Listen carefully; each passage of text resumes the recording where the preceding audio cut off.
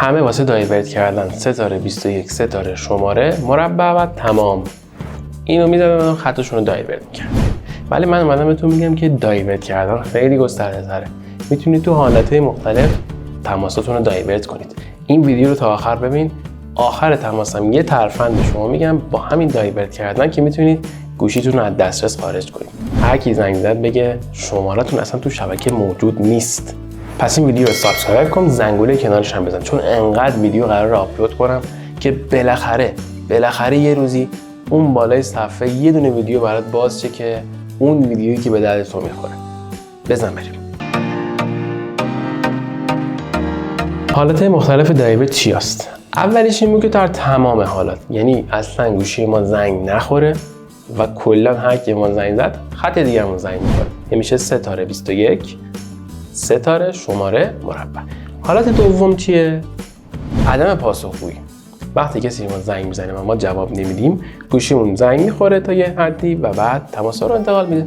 پس اون میشه ستاره 61 ستاره اون شماره که میخوایم دایورت کنیم، ستاره یه عدد از 5 تا 30 مربع.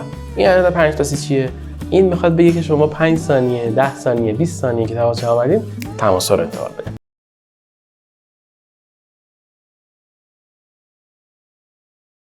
مورد سوم چیه؟ ستاره 62 ستاره شماره مخاطب مربع. این چیکار میکنه؟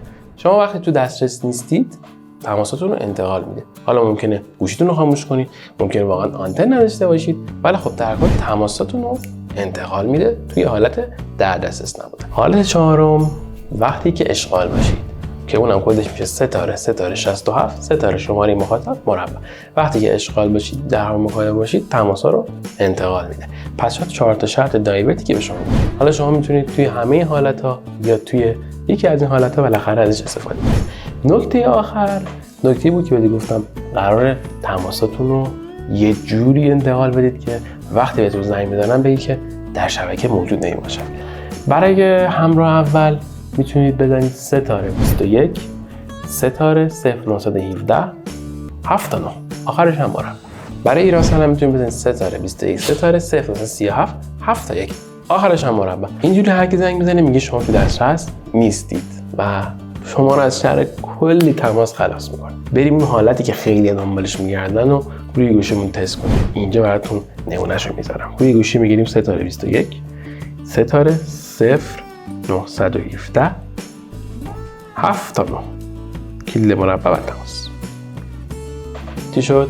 بله دایورت انجام شد. اون بالا اگه دقت کنید یه علامت دایورت هم برامون گذاشته، یعنی تماسامون رو انتقال. حالا یه نمونه تماس هم برقرار می‌کنیم ببینیم چه پیغامی میده و ویدیو رو تمامش کنیم.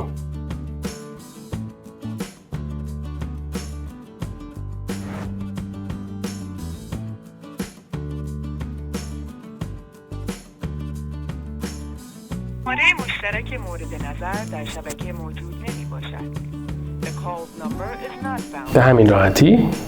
اگه از ویدیو خوشت اومد لایکش کن که کلی آدم ازش استفاده کنن. خدا نگهدار.